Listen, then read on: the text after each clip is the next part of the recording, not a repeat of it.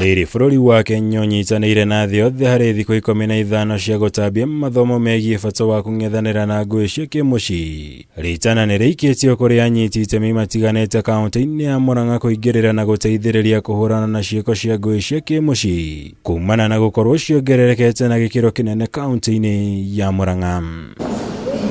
Kũringana na riboti ya rũhonge rwa ndari bũrũri-inĩ, gĩcunjĩ kĩa 54 harĩ igana kĩa atumia a ũkũrũ wa gatagatĩ ka mĩaka 15 nginya mĩaka 49 nĩ marĩ matungio mbara cia kĩmũciĩ na njĩra ĩmwe kana ĩngĩ. Namba ĩrĩa nĩ igũrũ mũno, kuona gĩcunjĩ kĩa 34 harĩ igana kĩa atumia guothe bũrũri-inĩ nĩo managerera mbara ici. Women aged 15 to 49 who have ever experienced physical violence since the age of 15 is 54%, which is a high percentage compared to the national level of 34%. Kũringana na Lilian Wanjiku ũrĩa nĩ abithaa wa rũhonge rwa ndari kaunti-inĩ ya Murang'a, augĩte gĩcunjĩ kĩa 22 harĩ igana kĩa atumia kaunti-inĩ ya Murang'a manahahamwo kĩmwĩrĩ, na kũrĩa aingĩ ao matungirio mĩnyamaro ĩno nĩ athuri ao kana andũ arĩa makoragwo na ndũgũ ya kĩwendo nao. 15 to 19 who have ever been pregnant. In Murang'a County, the percentage is 7% compared to the country or the whole Kenya, which is 15%.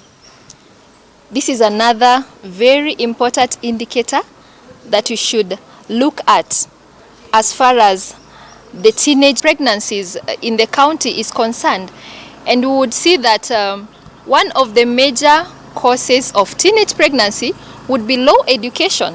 Riboti ĩno yũkĩte o rĩrĩ bũrũri wa Kenya ũnyitanĩire na thĩ yothe harĩ thikũ 15 cia gũthomithania bata wa kũnina ngũĩ cia kĩmũciĩ, kũrĩa gĩkundi kĩa majaji atumia kuma gĩtarũ-inĩ gĩa gatagatĩ wa bũrũri maragenire njera ya atumia ya Murang'a na maramatuga na indo itiganĩte. Just to give them a message of hope and encouragement, and also to use the day to create awareness, public awareness about why it is important to respect all people of all gender, so that as a society we are able to identify ways in which we can employ in order to remove the causes that create gender-based violence. Together with even the movement of FIDA and also the women parliamentarians, we are looking at how we can be able to create more awareness on the need to protect each and every humanity against the sex and gender-based violences.